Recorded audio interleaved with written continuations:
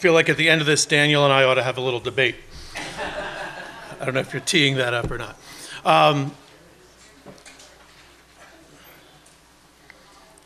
So I just wanted to point out, I was moved when I sat down and I looked up at the wall. And I hope everyone has had a chance to look at this wall today. Because if we walk out of this week with nothing else, this hopefully is the foundation, most important thing that we walk out of here with.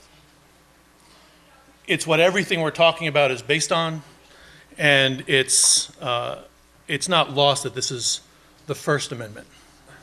All of the other debates and discussions and opinions and everything else that we talk about in our culture and our society is based on our ability to have freedom of the press and a process around journalism that informs and engages us as a community and a society. So for the students who are here, there is nothing more important than what's up on that wall.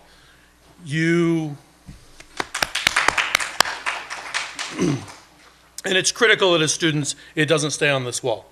That this is a living, vibrant amendment and set of principles that guides this country. And as journalists, one of the things that truly makes America great is the ability to really dive into the world of journalism and dive into information that we're able to put out in the press. So it's important for all the journalism students. There's no better time. I think we probably can say this every year for the entire history of this country. There is never a better time to be a journalist. There's always important information, and it's always important to get it out there. So, Samir, thank you for all the work you've done with students, and students, thank you for diving into what we're up to. All right. So I run Issuu. Issuu is a massive digital publishing platform. We have over 40 million publications globally that are using Issuu to get their content shared digitally and consumed digitally. We have over 3 million publishers, brands, and creators that use the Issuu platform. Every single day, 20,000 new publications are uploaded into Issuu, shared, distributed, and consumed by over 100 million unique consumers every single month. So I want to share a little story. About 3 years ago, I was driving from my home in Palo Alto up to San Francisco. And as I was driving on 280, which is a beautiful stretch of highway that connects San Jose to San Francisco, I noticed that there was this full rainbow that went from the Pacific Ocean all the way across Silicon Valley to the airport and beyond. And as I was driving, I looked up and I noticed that there was a second complete full rainbow that stretched over the first one. At the time, I hadn't seen the famous double rainbow video that some of you may have seen on YouTube. So I pulled off to the side of the road and, oops. Sorry. There we go. I pulled off to the side of the road and I was futzing with my phone because I wanted to take a picture of this double rainbow. I had never seen anything like it before. It was really amazing. I'm sitting there, and all of a sudden there's a knock on my window. And I look up, and there's a cop. And he said, is there a problem? And he said, what are you doing? And I looked up and I said, I'm taking a picture of the double rainbow. Apparently in California, at least, it's illegal to pull off to the side of the road unless there's some vehicular emergency. So he heard me talking about my double rainbow. He went back to his car and he wrote me a $280 ticket. Normally I would have been really furious, but I sat in my car and I was just admiring the rainbow. And I was actually sort of shocked at my own reaction as I was waiting for him to write this ticket. And what I realized is that he was so completely focused on what was immediately in front of him, I don't think he ever saw the first rainbow, and I'm almost positive he never saw that there was this double rainbow in the sky. And the fact is, all he had to do was look up, right? We spend so much time focused on what's immediately in front of us that we often miss the awe moments, the bigger opportunities that are available to us all the time. So we're going to talk about that more today. Publishing is absolutely no different. As we've heard last night and today, in many cases, publishing is thriving now more than ever before. There are awesome titles being created and offered globally. There is more content being created, shared, and read in 2018 than ever before in the history of humanity. And guess what? In 2019 and 2020 and 2021, that exact same phrase is going to be true. Sometimes we are so focused on the pages or the paper-based CPMs and the dwindling subscription revenues that are available to that thinner layer of the larger subscription magazines that we're missing those awesome double, triple, quadruple rainbows that are available to us through digital creation, distribution, and monetization. Over the next 5 years, there's going to be 3 billion plus human beings digitally connected for the first time. There's going to be 3 billion human beings connected for the first time in a 5-year period. That's amazing. When many of us got connected digitally, and when the digital experience of content began to happen in the 1990s, I don't know, it was hundreds of thousands, a couple million at a time, right? We are going to have more than 2 China's worth of people connected in just a couple of years. These billions coming online for the first time will join the billions who are already connected, and they're going to demand great content that engages their passions and their curiosities. By 2020, just in a couple years, there'll be over 8 billion people on this planet, and over 65% of them are going to be digitally connected. We've never had such an audience before. So in the publishing world, print's not dead at all. In many ways, it's just getting started. Never before have we had so many people actually available to us to reach and touch with our content. The print publishing world continues to deliver rich experiences, immense value, and always will. It's just that the print experience has now been enhanced. With all due respect to Daniel, you cannot reach 6 billion human beings with print alone. It's too expensive, the distribution doesn't work, but you can when you combine it with digital, and when you combine it with digital distribution and monetization. When we're at our best, the entire point of the publishing and content industry is to connect great ideas, inspiring information, and meaningful content to those who are most inspired by that content, and for us to do it profitably. We now have more ways to deliver that great content to more people in ways that they can connect with it directly in whatever way they want. 3 things in particular bode really well for the publishing industry. There is an absolute renaissance in long-form content. We're seeing it all over the place. We'll talk a little bit more about that in a moment. Monetization is changing radically. People are showing an increasing willingness to pay for content, and they're showing an increasing willingness to pay for it digitally, and that's reducing this over-reliance that we've had on CPMs that for all of us have mostly been frustrating at best, and content can introduce these new innovative revenue models. And the third is more quality content creators are building real media companies and content companies now than ever before. We're seeing the rise in long-form content everywhere. We all know that we're seeing the viral nature of listicles, right? What kind of fruit are you? Quizzes, cat photos. That's all actually dwindling. We're seeing less of them, and we're spending way more time on them. And while these shallow content types that we see here may attract attention and quick clicks, they don't offer sustainable value and they don't offer engagement. Contrary to popular belief and what we may see on TV or the media or what people tell us, that valuable content is shrinking, we're seeing more and more digital media brands are actually moving towards creating and sharing meaningful, longer form content.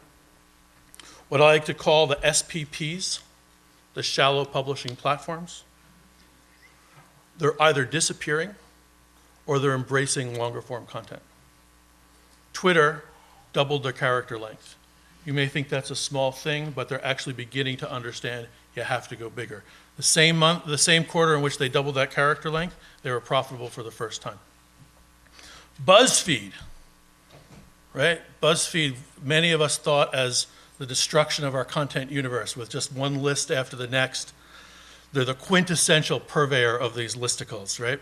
They have hired real investigative journalists, and they're increasingly focused on breaking important stories. Today's stories from BuzzFeed include an expose on Russia's targeted assassinations in the West, and a really detailed, interesting investigation into a string of accidents that occurred at BP's oil and gas facilities. Chris Hamby is a BuzzFeed investigative reporter, and he's a Pulitzer Prize finalist, further affirming that this brand is increasing in credibility, in large part because they are embracing and going deeper into long-form content. Google's AMP has been updated to be able to serve more content and engage with more content more deeply. Pinterest just hired their first head of product management focused on the creators. Up until this point, Pinterest has always been like, oh, content's there, people will pin it. Now they're starting to hire people to actually focus on the tools for the creators themselves. And Instagram went from an image to multiple images to video, and now we're seeing essays and actual stories breaking on Instagram itself. In fact, a tremendous amount of the content in the story about the gymnastics coach in Michigan happened on Instagram. Snap went from an ephemeral image that disappeared to now a whole set of ways to facilitate communication and accessing content. All of these folks are doing it because they know what all of us in this room know really well. Consumers actually care about content that matters to them, and they want more and more and more of it. People are willing to spend a disproportionate amount of time with content that aligns with their passion, and they'll go deep. We keep hearing about it, and it's true. We see it over and over and over again.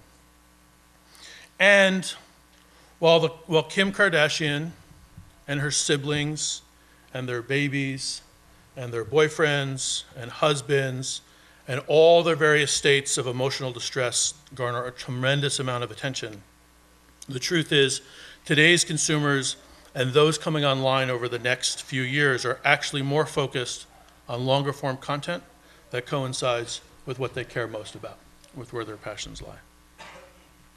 Researchers are showing us really interesting information about that.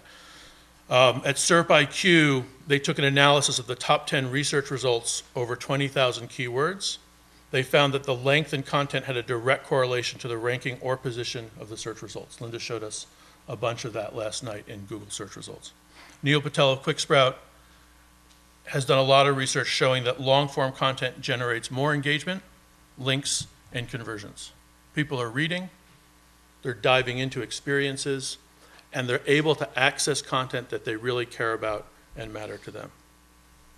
And increasingly, we're going to see new technologies used for content consumption and distribution. Emerging technology will continue to influence media and entertainment with new technology to provide access to news, detailed stories and information, highlights of content that you want to engage even further, and a whole way to sort of really dive into the specificity that matters most. We'll do it through a range of different devices. Our smartphones will get smarter, and VR headsets and a whole range of experiences like that. So depth increasingly matters, and access to that kind of content matters. The second trend we're seeing a lot more of is a willingness to pay for content and a whole set of innovative monetization associated with that great content. In their S1 for their IPO filing, subscription-based Spotify CEO described the company as a tool to connect creators and consumers across all genres beyond simply music. We believe that these tools we're building go far beyond music, building bonds between creators and consumers across every genre and form. This is from the Spotify CEO that's built an entire business around subscription to tens and tens and tens of millions of folks globally, and they're starting to align that music content with a whole set of additional quality content that people really care about. We also all know, should all know in this room at least, that Apple just acquired Texture. And while the amount of that acquisition is still undisclosed, well, maybe you know a little bit about that, I don't know. It's really a strong endorsement for both long-form content and, given Apple's business model, a really strong indicator that at least Apple feels that consumers are seriously ready to start paying for content that goes way beyond music. In fact, there were a bunch of stories yesterday about how Apple is going to start to use Texture for subscription-based capabilities for Apple News, which should be really interesting. We're seeing the rise of paid and patronage platforms like Patreon, and creators, allowing creators to really monetize their business. At Issuu last fall, we launched something called Issuu Digital Sales, and we already have more publishers and brands using Issuu Digital Sales than were included in the Texture publications, and it's just continuing to grow and build along those lines. People are now able to start to sell and build businesses more fully digitally than they ever have before. More signs. Zurora digital payments system just went public last week.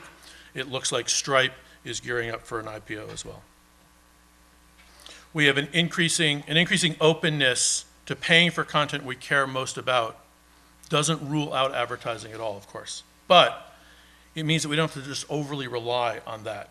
It gives us a chance to move beyond the banner, which I think we're all excited about getting away from, and look at ways to attach different kinds of monetization to the more valuable content that we have. In the 90s, in fact, part of the problem and the challenge that we've been dealing with for the last 20 years is that in the 90s, there was this rush to get digital content out there, right? And so what did? We slapped $1 CPM banners on top of content, really high quality content, that in the print world was carrying $100 plus CPMs. Whoops. That's it. That's why we're here. I've heard stories about like backroom discussions in 1993, like, well, how are we going to monetize this? Well, we'll put a banner on it. Make it blink. All right? We have the most detailed data and information about how people are reading and what's happening and how they're engaging with this content. And we slap dollar CPMs on top of it. It's crazy. So we have an opportunity now to really change what we're looking for. We built, on a magazine level, we built these really simple paginated digital replicas of magazines. And we put those out there. But we're really no longer limited by these models. We can look at ways to engage the page more fully, both for the experience and for the monetization. We can start to use the pages of a publication to drive commerce, to drive deeper engagement around an idea, content, etc. And what we're finding is brands are increasingly using innovative ad models. With larger subscription magazines, particularly in the lifestyle media, we've seen struggles in terms of retaining CPM bases, in terms of newsstand sales, et cetera. But with a lot of these new innovative brands and publications, we're seeing new ways to start to look at building businesses. So Sweet Paul has taken a real entrepreneurial and innovative approach to content creation and to their revenue generation. Sweet Paul is a lifestyle magazine for anyone looking to make simple, elegant meals, stylishly, easy crafts for the home, and that sort of thing. Sweet Paul's vision is to help people create homemade and handmade and one-of-a-kind style for life's everyday occasions, attracted to the home and lifestyle, and they've attracted home and lifestyle readership way faster than they ever anticipated. Their belief in authentic content has been key to their success. In fact, they were approached by major retailer Anthropologie because their magazines were such a great fit for the store, and they wanted to make them available for their customers in every single store itself. As Sweet Paul grew, brands became really interested in placing ads in the magazine to reach the core readership that Sweet Paul had.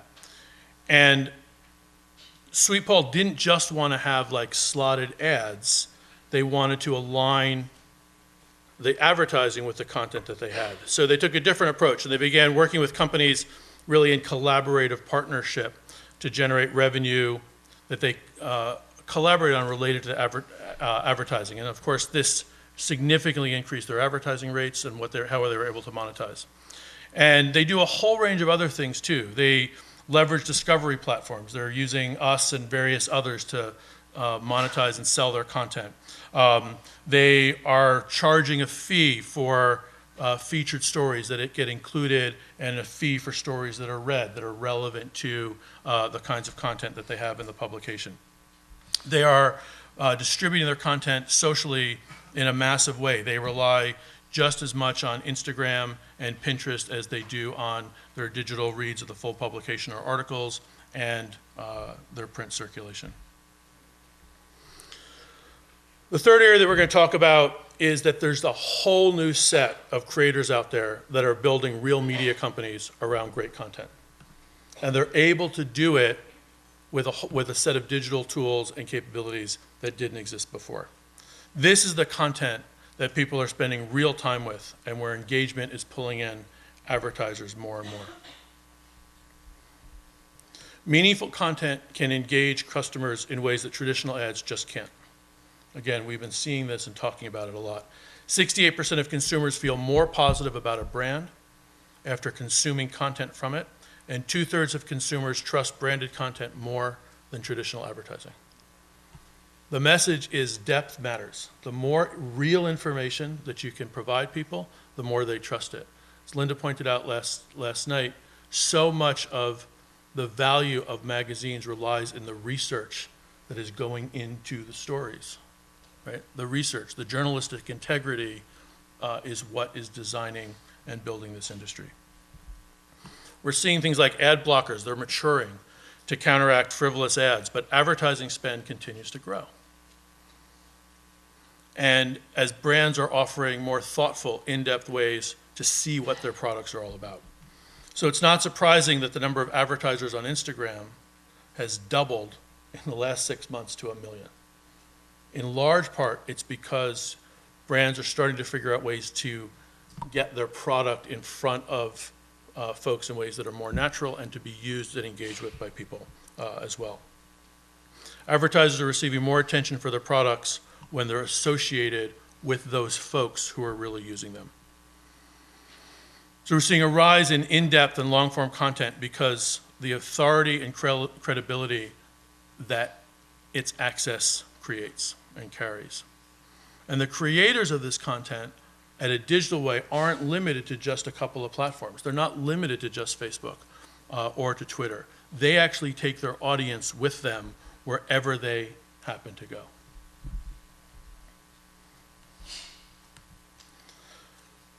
So I want to talk about a couple of examples of how folks are doing really interesting things digitally. Following the tragic shooting at Marjory Stoneman Douglas, the students have rallied and created a movement around gun violence. We're all familiar with that. We've seen it on TV, and we've seen how they're engaging these ideas and rallying folks. And one of the underlying reasons for the success that's often overlooked is that the school has this amazing, strong, and longstanding journalism and media program. No one talks about that. These kids aren't paid actors. They're trained journalists. That's why they're so effective in communicating and getting their message out there. In addition to March for Our Lives and so much more, they've also used their school's publication, the Eagle Eye, putting together this special in memoriam issue that is sharing details of each of the people that were lost. And they're actually, it's freely available, but they're also charging for it so that people can provide contributions to their journalism program.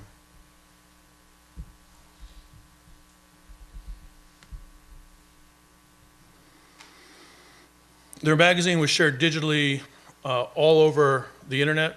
It was shared on Twitter, and then people were able to read it on Twitter and then create and share comments. They have this amazing journalism teacher, Melissa Falkowski, and she's been driving a lot of the engagement in the ways in which to interact with this content in ways that are immediately in front of people wherever they happen to be. It's also been giving parents and others who loved ones the ability to interact around that content that's existed in this publication.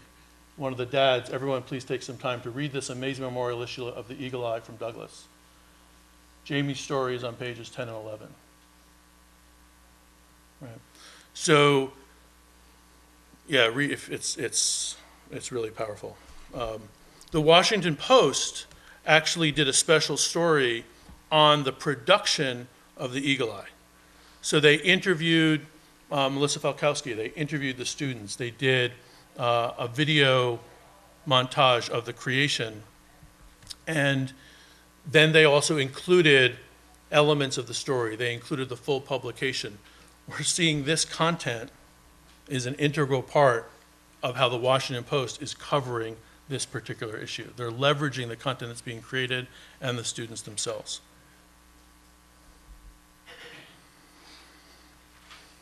As we talked about, we're seeing this whole new set of media brands that are developing. There are tens of thousands of them. There are people in this room who are going to be involved in that next set of developing media brands. Creators have the ability to focus on an audience and expand the content, the message, and who they're reaching by leveraging the digital experience. I promise you, the next Oprah, the next Vice, and many others are actually creating right now. In fact, they're hiding in plain sight. And within the current rich ecosystems that we have, within Issuu, within YouTube, within Instagram, and beyond. A decade ago, creators in the publishing space needed to be blessed by the likes of Anna Wintour in order to make it, or Mr. Magazine in order to be considered legit. And today, you need your vision, you need the ability to do research around that vision, your passion, a great internet connection, access to digital tools that support layout, sharing, distribution, and yes, monetization right from the beginning. Those are the key ingredients that you need now to be able to grow and build a publishing industry. And you still need the blessings of Mr. Magazine.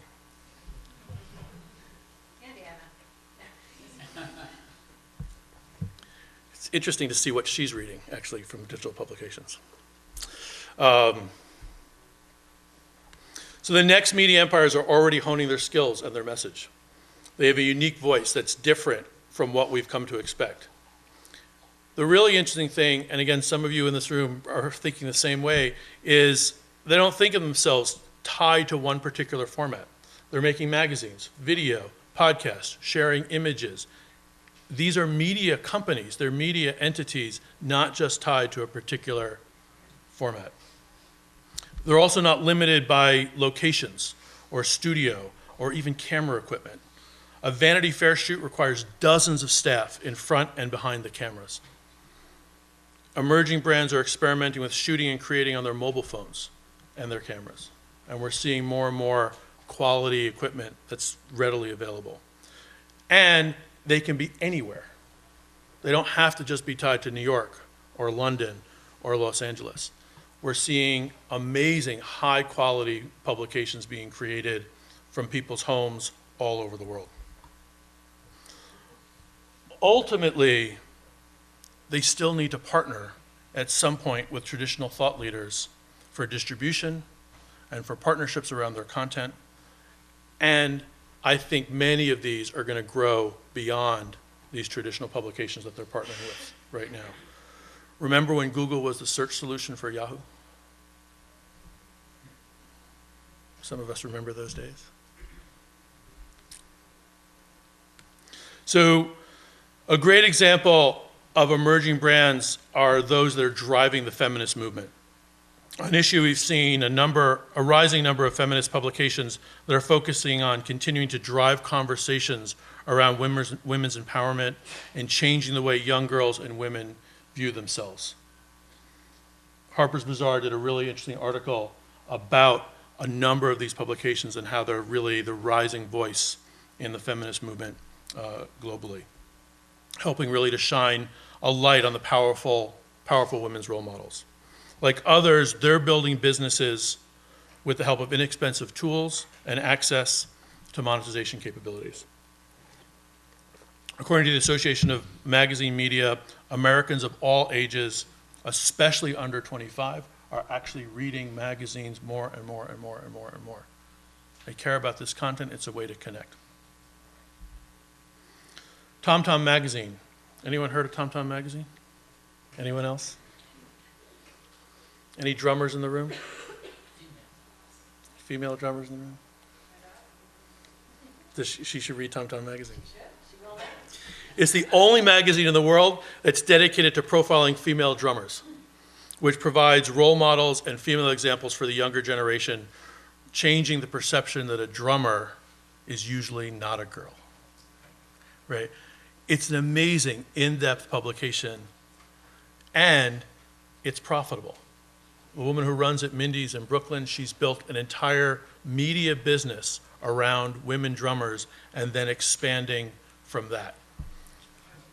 A whole range of different kinds of content. In fact, I was at TED last week in Vancouver, and throughout the conference hall, they had a few really high quality print publications available for people to read during the breaks.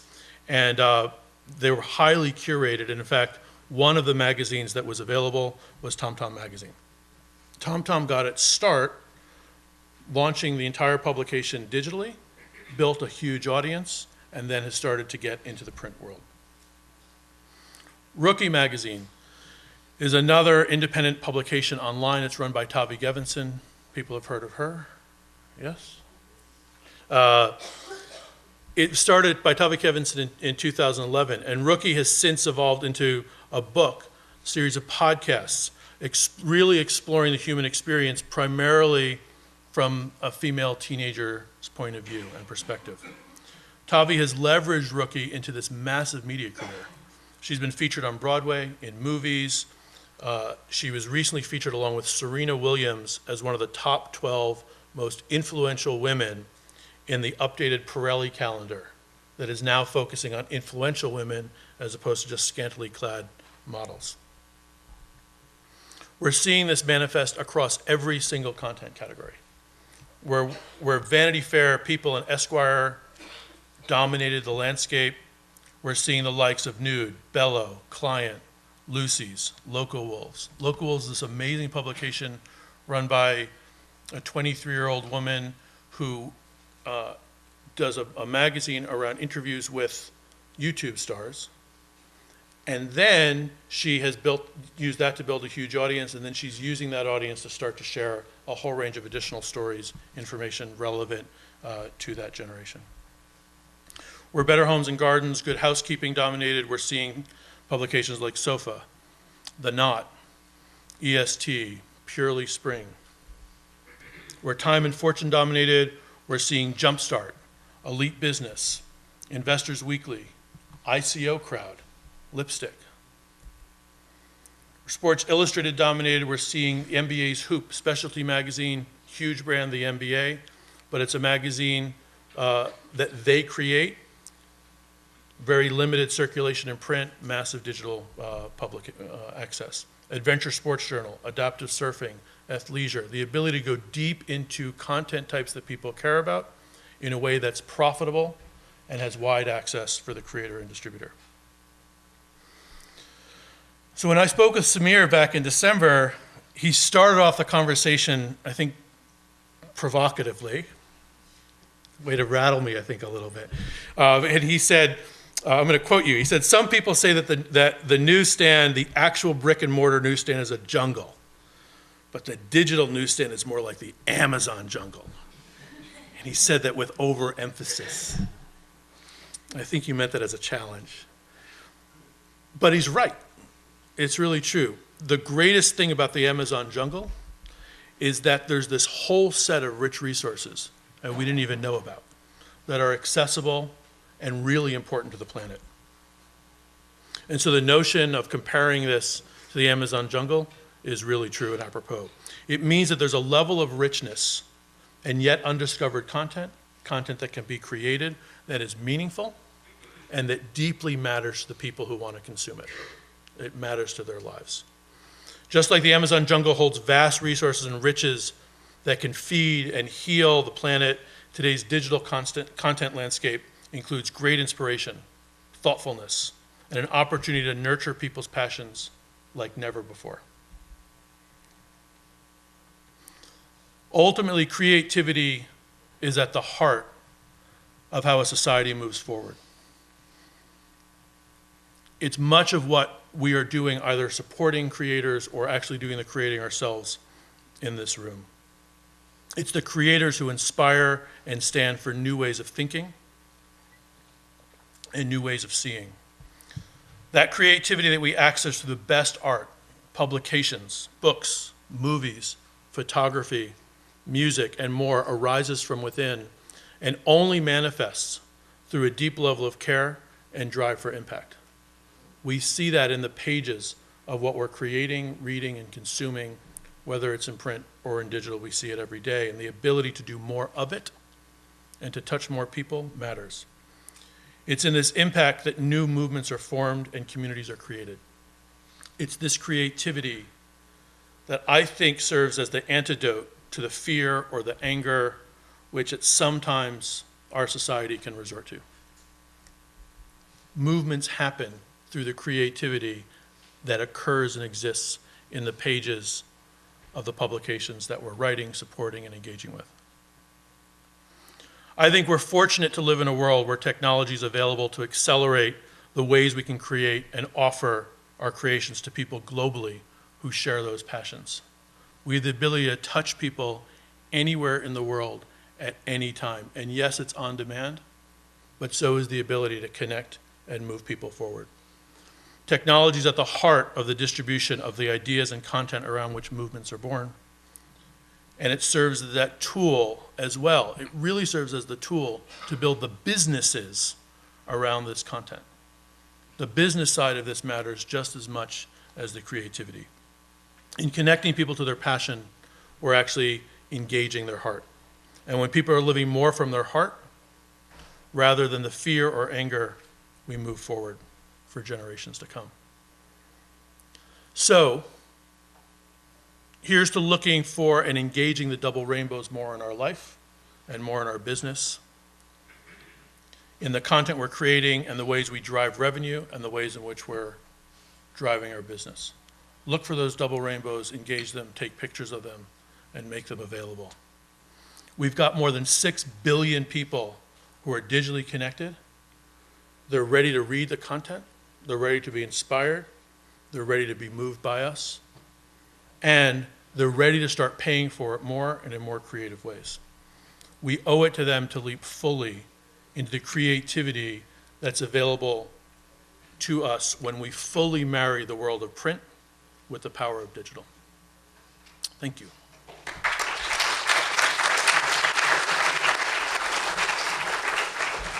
We have time for 1 or 2 questions, and then later outside we'll watch the debate between Joe and Daniel. We should do it here. Yes. Yeah, that's a great talk. I really enjoyed it. Would you share what your business model is? Yeah, absolutely. So we are, as I said, we're this massive digital publishing platform. We provide tools, services, analytics for creators to be able to make their content digitally available. Our business, it's a freemium product, so it's software as a service, and publishers that want to be able to customize the way the content looks, get really detailed analytics around how that content is being consumed and how they're building the business around that content, pay us. So we have tens and tens of thousands of publishers who are paying us monthly for customization and access. And we very much believe that we make this the software available for anyone to use, to share and distribute and consume. And for folks who are really building and growing the business, they can use our tools to enhance the business itself. That's on one side. On the subscription side, publishers can now use Issuu to sell subscriptions and digital versions of the publication. They set the price. They're in total control. It's a very easy system to use, and we take a piece of what they're selling and where their business is going. In the last election, there were a lot of issues where if you were on the right, all you saw was right information, and if you were on the left, all you saw was left information. Do you think that media and magazines have a responsibility to show more content to a wider audience, regardless of if their analytics show that they'd agree with that content? So I think there's two points in that. One is the platforms on which people consume that content.